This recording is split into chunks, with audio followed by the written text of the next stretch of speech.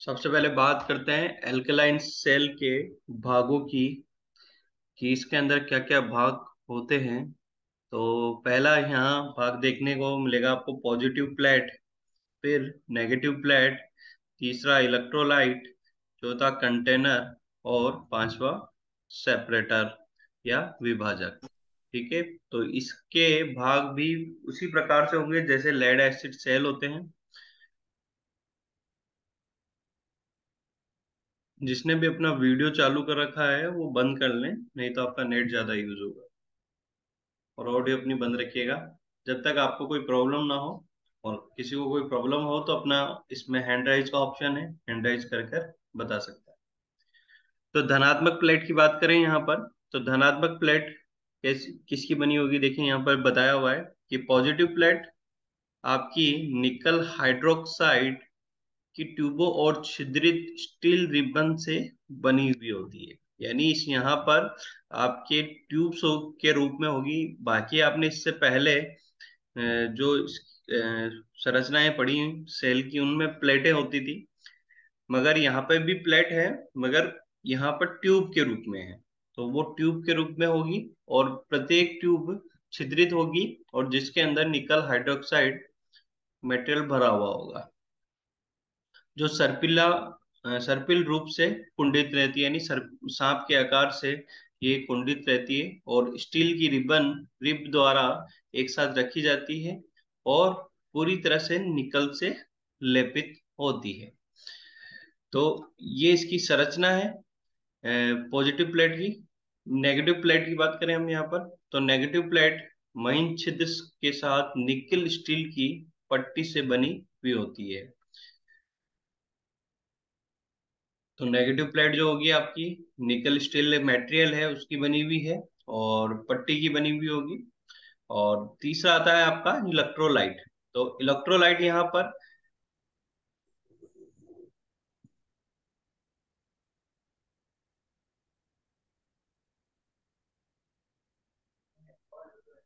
Electrolyte यहाँ पर potassium hydroxide यानी KOH का 21% घोल होता है। यानी जल के अंदर आपका पोटेशियम हाइड्रोक्साइड को 21% तक मिलाकर इसका क्या कर रहे हैं, हम इलेक्ट्रोलाइट तैयार कर रहे हैं। साथ ही में इसमें कुछ मात्रा में लिथियम हाइड्रोक्साइड भी होता है।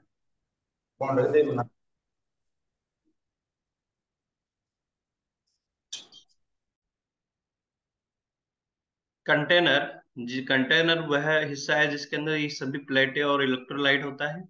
तो कंटेनर निकल प्लेटेड स्टील से बना हुआ होगा। और नेक्स्ट आता है आपका विभाजक सेपरेटर, जो कि आपके कठोर रबर की स्ट्रिप से बने हुए होंगे और निकल प्लेटेड कंटेनर में रखे जाते हैं। तो ये इस प्रकार से इसकी संरचना है। यहाँ पर इसका एक पूरा डायग्राम मेरे यहाँ पर आपको दिख रहा होगा। तो यहाँ पर देखिएगा इसके अंदर ये नेगेटिव टर्मिनल है इसका, ये पॉजिटिव टर्मिनल है। और यहाँ पर ये अंदर की ओर आपकी प्लेटें यहाँ नजर आ रही होगी। और ये पूरा आपका कंटेनर है जिसके अंदर ये प्लेटें रखी हुई है। और यहाँ पर नेगेटिव ग्रिड को बताया हुआ है, यहाँ पर पॉजिटिव ग्रिड को बताया हुआ है। और ये देखिए यहाँ पर ग्रिड सेपरेटर रखे हुए हैं। पॉजिटिव ट्यूब्स, यानी पॉजिटिव जो होती है ट्यूब्स के रूप में होती है। देखिए पॉजिटिव ट्यूब्स के रूप में कैसे स्थापित की जाती है वो भी बताया हुआ है, कि इस प्रकार से एक आयताकार आकार का ग्रिड बनाया जाता है जिसके बीच में ये इस तरह की ट्यूब्स होती है। ये देखिए ये ट्यूब है, सांप के आकार से इस तरह से सर्पिला आकार से इसको इस तरह से कुंडलित कर कर फिर इनके बीच वाले हिस्से में इनको स्थापित किया जाता है। तो ये आपकी पॉजिटिव प्लेट्स का डायग्राम है। और बाहर का जो हिस्सा है वो स्टील का कंटेनर के रूप में है। और ये सेल का बॉटम है जिसे हम मड हाउस भी बोलते हैं। तो ये इसकी संरचना है यहाँ पर। केमिकल चेंजेस यानी रासायनिक परिवर्तन। तो अब इसके अंदर कैसे ये सेल काम कर रहा है, क्या क्या रासायनिक क्रियाएं हो रही वो हम यहाँ देखेंगे। तो डिस्चार्ज होने पर डिस्चार्जिंग कंडीशन पे बताया हुआ है कि पोटेशियम हाइड्रोक्साइड के ओ एच से के और ओ एच आयन विभाजित हो जाते हैं, जो कि एक इलेक्ट्रोलाइसिस प्रक्रिया है। कि जैसे इलेक्ट्रोलाइसिस प्रक्रिया आपकी होगी, तो जो अपघट्य है वो अपने अपघटकों में बट जाएगा। तो इसके अपघटक के और ओ एच है यहाँ पर, तो इसमें बट रहा है, यानी पोटेशियम और हाइड्रोक्साइड, यानी के को बोलते हैं हम पोटेशियम और ओ एच को हम बोलते हैं हाइड्रोक्साइड आयन। अब इसमें से जो हाइड्रोक्साइड आयन है वो ऋणात्मक की ओर गति करेंगे और आयरन को ऑक्सीकृत करेंगे, क्योंकि आपकी जो ऋणात्मक प्लेट है वो निकल स्टील की बनी हुई है, तो वहां पर जाके उसको ऑक्सीकृत कर देगा ये। और जो पोटेशियम यानी के है आयन, वो एनोड यानी पॉजिटिव प्लेट की तरफ चलेगा, जहां पर आपकी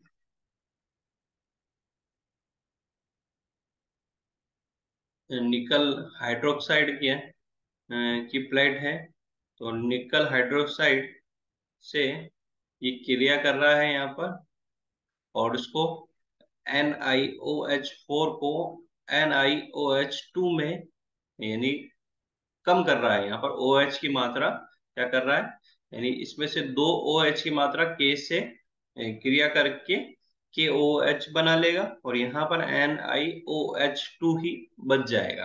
तो यहाँ पर OH की मात्रा कम हो जाएगी, और चार्जिंग के दौरान इसकी जस्ट विपरीत क्रिया होती है। अब देखिए यहाँ पर पॉजिटिव प्लेट पे क्या हो रहा है, KOH का निर्माण वापस हो रहा है। तो यहाँ पर KOH टूट रहा है, अपने घटकों के अंदर विभाजित हो रहा है, और वापस पॉजिटिव पे जाकर वापस यहाँ पर KOH बन रहा है।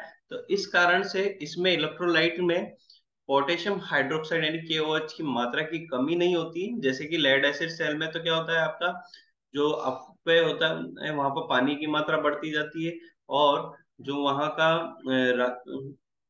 विद्युत अपघट्य है उसकी मात्रा कम होती जाती है। मगर यहाँ पर ऐसा नहीं है, यहाँ पर जो विद्युत अपघट्य है उसकी मात्रा कम नहीं हो रही है, ये निरंतर बनी हुई है। तो इसी को आप यहाँ पर वापस फॉर्मूले के रूप में भी देख सकते हो। जैसे कि चार्जिंग का फॉर्मूला, जैसे मैंने डिस्चार्जिंग का बताया था अभी यहाँ ऊपर, तो इसको आप पहले देख लीजिए। तो डिस्चार्जिंग में के ओ एच दो भागों में बटा है, के प्लस ओ एच में। और यहाँ पर के आपके निकल ऑक्साइड के यहाँ पर जाकर यहाँ पर NiOH2 बना रहा है, प्लस यहाँ पर 2KOH, यानी वापस यहाँ से KOH टूटा और वापस यहाँ पर KOH बन गया। तो यहाँ पर इसकी कमी नहीं होगी। और कैथोड पे जाकर ये OH से क्रिया कर कर आपके यहाँ पर FeOH2 बना रहा है। ठीक है। अब जब चार्ज करोगे तो बिल्कुल इसकी विपरीत होगी, क्योंकि डिस्चार्ज होने के बाद आपके एनोड जो होगा वो निकल OH2 का रह जाएगा। तो यहाँ पर आपका OH क्रिया करके वापस निकल OH4 बना लेगा, और कैथोड पर FeOH2 बना था, तो वहां पर वापस 2K से क्रिया करके Fe2KOH वापस बना लेगा। तो इस प्रकार से चार्जिंग और डिस्चार्जिंग प्रक्रिया यहाँ पर होती है।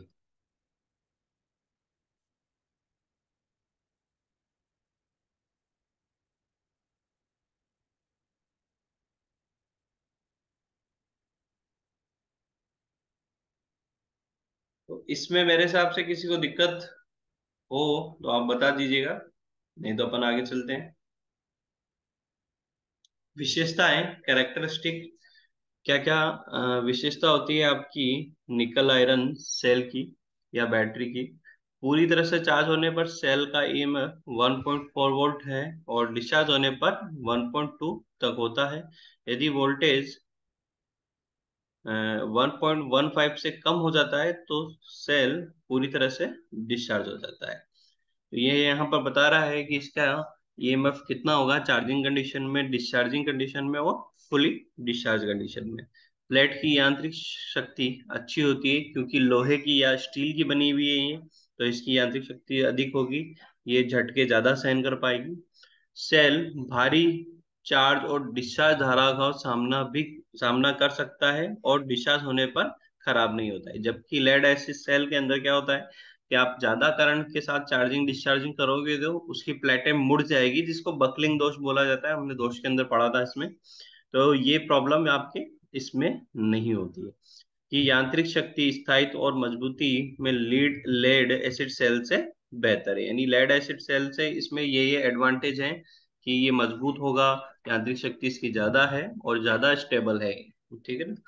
तो ये इसके एडवांटेज आ गए। वापस एडवांटेज यहाँ पर बताया हुआ है कि भारी चार्ज और डिस्चार्ज करंट का सामना कर सकता है और खराब नहीं होता है। इसका निर्माण मजबूत है, इस प्रकार से इसे मोटे तौर पर इस्तेमाल किया जा सकता है। ये वजन में हल्का है और इसका प्रकार इस प्रकार ये पोर्टेबल है, यानी हल्का सामान होगा तो हम आसानी से इसको कहीं पे भी ले जा सकते हैं। इससे लंबे समय तक डिस्चार्ज छोड़ा जा सकता है, जबकि लेड एसिड सेल में ऐसा नहीं होता है। लंबे समय तक डिस्चार्ज कर दोगे तो वो वापस चार्ज नहीं होता है, जिससे चार्जिंग नहीं होगी यहाँ पर। जबकि इसमें ऐसा प्रॉब्लम नहीं होता है। ये उच्च तापमान पे भी कार्य करता है, जबकि उसमें हमने पढ़ा था कि 27 सेल्सियस से ज्यादा टेम्परेचर पे वो काम नहीं करेगा। इसका उपयोग उस तापमान पर किया जा सकता है और इसका उपयोग बिजली से चलने वाले वाहन, स्विच गियर संचालन आदि में किया जाता है। यानी जितने भी इलेक्ट्रिकल व्हीकल्स हैं उसमें हम इसका उपयोग कर सकते हैं एज ए बैटरी के रूप में। ठीक है ना। तो ये इसके एडवांटेज थे। डिसएडवांटेज इसके, इसका ईएमएफ स्थिर नहीं रहता, जबकि लेड एसिड सेल में ईएमएफ स्थिर रहेगा। इसकी क्षमता लेड एसिड सेल से कम होती है, एफिशिएंसी के मामले में ये कम है आपका। इसका उच्च आंतरिक प्रतिरोध होता है, जबकि लेड एसिड सेल में आंतरिक प्रतिरोध कम होता है। इसका ईएमएफ लेड एसिड सेल की तुलना में कम होता है, जो कि और यदि तापमान बढ़ाया जाता है तो इसका ईएमएफ थोड़ा कम हो जाता है। तो ये डिसएडवांटेज है इसके।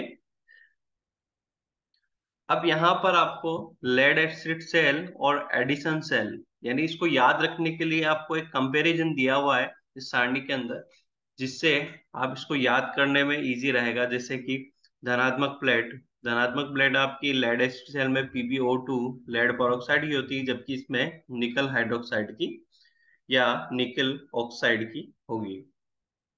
ऋणात्मक प्लेट वहां पर स्पॉन्ज लेड का होगा, यहाँ पर लोहे की या आयरन की होगी। इलेक्ट्रोलाइट के रूप में वहां पर H2SO4 का यूज किया जाता है, जबकि यहाँ पर KOH का यूज किया जाता है। ईएमएफ जो है इसका 2.1 वोल्ट प्रति सेल है, जबकि देखिए इसमें ये डिसएडवांटेज था ना कि वोल्टेज कम होता है। अब यहाँ देख लीजिए आप कि यहाँ पर वोल्टेज प्रति सेल 2.1 है, जबकि यहाँ पर 1.2 ही यहाँ पर वोल्टेज है। तो इसकी तुलना में एडिशन सेल में वोल्टेज कम होगा, कंपेरेटिवली कम होगा। यानी इंटरनल प्रतिरोध जो होगा इसका कम है, जबकि इसका इंटरनल प्रतिरोध ज्यादा है। और दक्षताएं यहाँ पर दी हुई है। एम्पेयर हावर में इसकी दक्षता 90 से 95% है, और वाट हावर में 72 से 80%, जबकि इसमें 80% एम्पेयर हावर में और 60% वाट हावर में। कीमत कंपेरेटिवली एल्कलाइन एल्कलाइन से इसकी कीमत वैसे कम होती है लगभग। और आगे देखिए इसमें लगभग पीबी एसिड सेल से कम का 2 गुना होता है, यानी ये थोड़ी महंगी होती है आपकी। और चार्जिंग टाइम ये 1250 बार चार्ज और डिस्चार्ज की जा सकती है, जबकि इसमें कम से कम 5 साल के 5 साल तक का इसका जीवन काल होता है। तो इसकी लाइफ साइकिल भी एडिशन सेल की ज्यादा है, जबकि इसकी चार्जिंग डिस्चार्जिंग पर डिपेंड करती है। मजबूती के मामले में एडिशन सेल बेटर है, जबकि ये इससे इतना अच्छा बेटर नहीं है। तो यहाँ आप इसकी कंपैरिजन को इजी वे में समझ गए होंगे और याद करने के लिए आपको इजी है। ये कंपैरिजन से ही कई बार क्वेश्चन आ जाते हैं कि कौन सा बेटर है किस संदर्भ में। वो संदर्भ यहाँ दिया हुआ है कि भाई जीवन काल किसका अच्छा है, इसका अच्छा है या इसका अच्छा है। तो आप इससे डिसीजन ले सकते हो सारणी से कि कौन सा अच्छा है। अब नेक्स्ट टॉपिक अपना चालू होता है इसमें ग्रुपिंग ऑफ सेल्स, यानी सेलों का समूहन। यानी आपको क्या होता है कि सेल्स आपके जनरली आपने देखा होगा कि 1 वोल्ट 1.5 1.7 या 2.1 वोल्टेज के लगभग वोल्टेज देते हैं।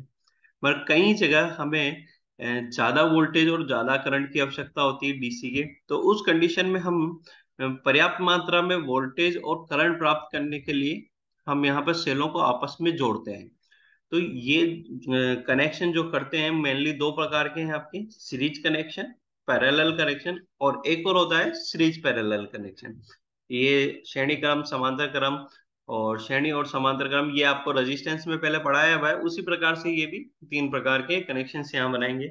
अब देखिए एक एक के बारे में देखते हैं हम कि किसमें क्या क्या चीजें हमें मिलेगी। जब से जैसे कि सबसे पहले बात करें सीरीज कनेक्शन की, तो सीरीज कनेक्शन जो होगा आपका, इसके अंदर देखिए सेल के इस कनेक्शन के साथ आउटपुट वोल्टेज सभी सेल के वोल्टेज के योग के बराबर होता है। हालांकि एम्पेयर आवर रेटिंग एक सेल के बराबर ही होती है।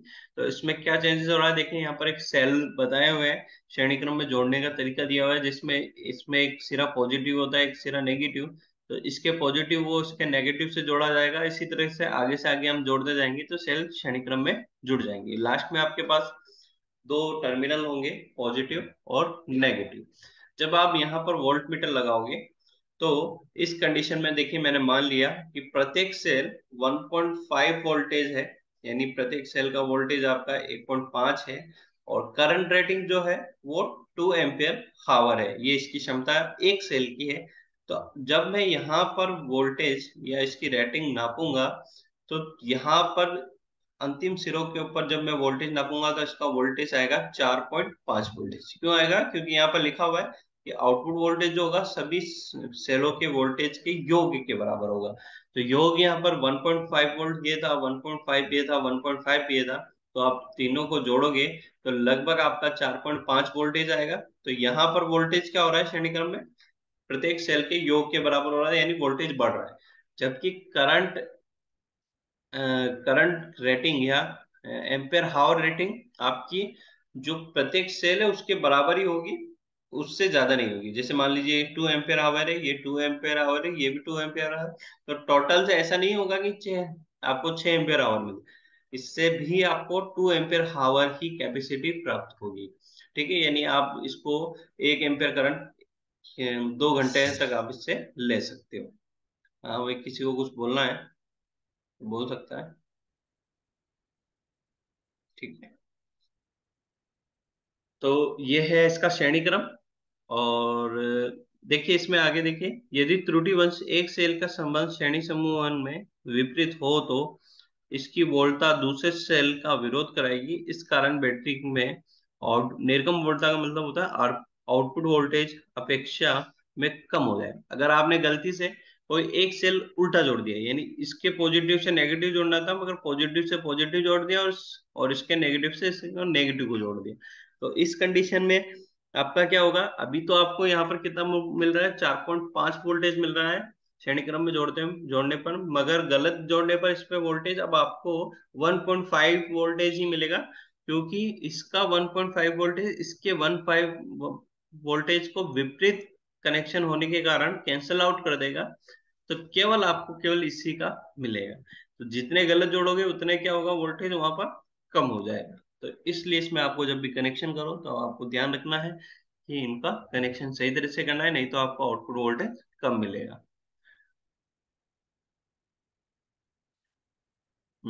नेक्स्ट आता है समांतर कनेक्शन।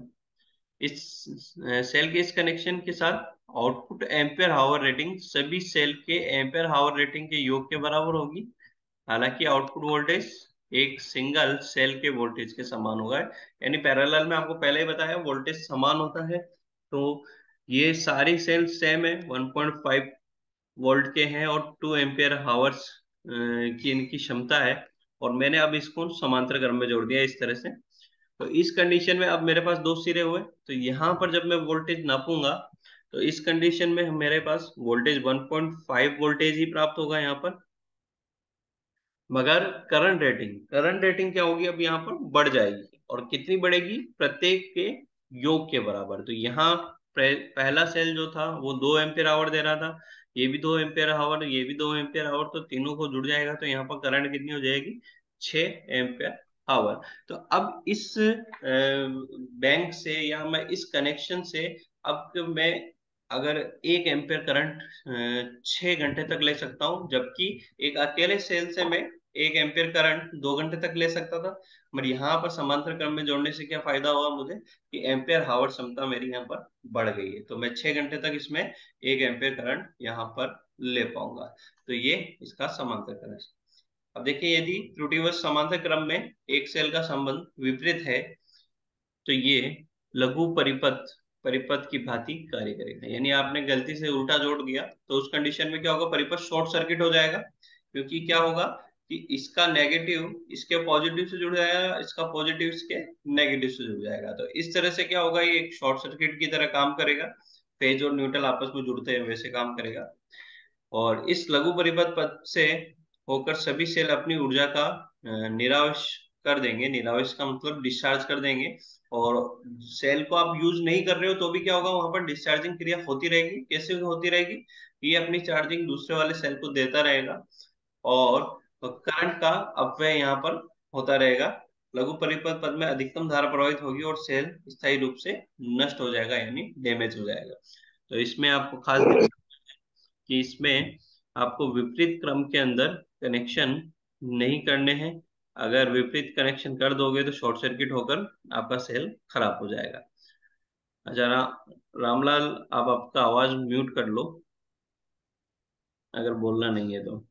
सेल अथवा बैटरी समूहों को समांतर में जोड़ते समय प्रत्येक समूह समान वोल्टता पर होने चाहिए। असमान वोल्टता की दो बैटरीज का समानांतरीकरण दोनों के अंतर के बराबर स्थिति ऊर्जा उत्पन्न करता है। फलस्वरूप उच्च वोल्टता बैटरी दूसरे बैटरी में अपनी धारा को उस समय तक विसर्जन यानी डिस्चार्ज करती है जब तक कि दोनों समान वोल्टता मान तक नहीं पहुंच। अच्छा, इसमें भी ये चीज ध्यान रखनी है आपको कि मान लीजिए ये आपने 1.5 वोल्ट का लिया तो ये भी 1.5 वोल्ट का ही होना चाहिए, समान वोल्टेज होना चाहिए। अगर मान लीजिए आपने ये 2 वोल्ट का आपने ये सेल ले लिया और ये 1.5 वोल्टेज का ही, तो इस कंडीशन में क्या होगा, ये हाई पोटेंशियल पे और ये लो पोटेंशियल पे। तो हमेशा करंट जो होगी हाई पोटेंशियल से लो पोटेंशियल पे चलना स्टार्ट हो जाएगी। और क्या करेगी, ये बैटरी क्या होगी, यहाँ पर डिस्चार्ज होना स्टार्ट करेगी और उसको चार्ज करने लगेगी। तो 1.5 वोल्टेज का जो सेल है वो चार्ज होता रहेगा जब तक कि ये दोनों का वोल्टेज बराबर ना हो जाए। अब देखिए इसकी कैपेसिटी कितनी है, 1.5 वोल्टेज ये, और इसको अब और अधिक चार्ज करने की कोशिश करोगे तो क्या होगा, ये धीरे धीरे डैमेज होगा और खराब होगा इसकी।